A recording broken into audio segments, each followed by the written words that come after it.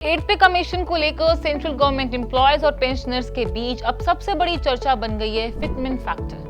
7 पे कमीशन में 2.57 fitment factor के जरिए मिनिमम बेसिक पे 7,000 से बढ़ाकर 18,000 की गई थी। अब अलग अलग एम्प्लॉय यूनियंस ने 8 सीपीसी के सामने 3.61 से लेकर 4.00 तक फिटमेंट फैक्टर की मांग रखी है। सबसे पहले समझते हैं कि फिटमेंट फैक्टर आखिर होता क्या है।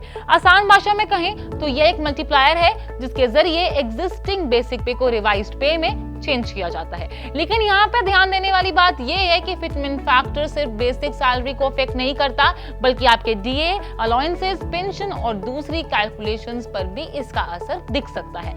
अब बात करते हैं अलग अलग मांगों की। एमएसए ने 3.61 फिटमेंट फैक्टर का प्रपोजल दिया है, जिसके हिसाब से लेवल 1 की मिनिमम बेसिक पे करीब 65,000 हो सकती है। वहीं एनसीजेसीएम स्टाफ साइड और बीपीएस ने 3.833 फिटमेंट फैक्टर की मांग रखी है, जिससे उनकी मिनिमम बेसिक पे करीब 69,000 तक पहुंच सकती है। लेकिन यहाँ पे सबसे बड़ी मांग आई है बीपीएमएस की। बीपीएमएस ने 4.00 फिटमेंट फैक्टर की मांग की है। अगर ऐसा फॉर्मूला लागू होता है तो मिनिमम बेसिक पे 72,000 तक पहुंच सकती है, यानी मौजूदा 18,000 मिनिमम बेसिक पे के मुकाबले बहुत बड़ा बदलाव देखने को मिल सकता है। लेवल वाइज कैलकुलेशन में भी सबसे ज्यादा फर्क दिखता है। अगर हम एग्जांपल के तौर पे समझें, लेवल 1 बेसिक पे 3.61 फैक्टर पर लगभग 64,980, 3.83 पर करीब 69,000 और 4.00 फैक्टर पर 72,000 तक पहुंच सकती है। ध्यान रहे, ये हमने आपको सिर्फ यहाँ पे उदाहरण बताए हैं। और इसी तरह एनसीजेसीएम के प्रपोजल के मुताबिक लेवल 6 बेसिक पे करीब 1,35,700 तक पहुंचने की बात कही गई है।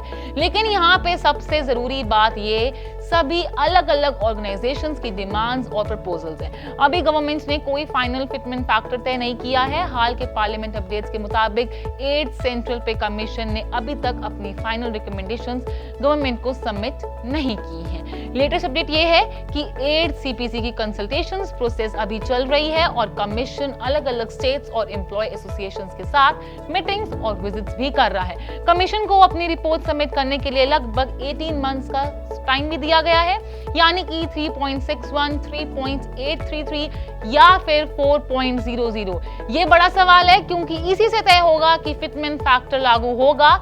ये अभी भी तय नहीं है। लेकिन फाइनल रिकमेंडेशंस आने पर लाखों और करोड़ों सेंट्रल एम्प्लॉयज और पेंशनर्स की सैलरी और पेंशन पर काफी बड़ा असर पड़ सकता है।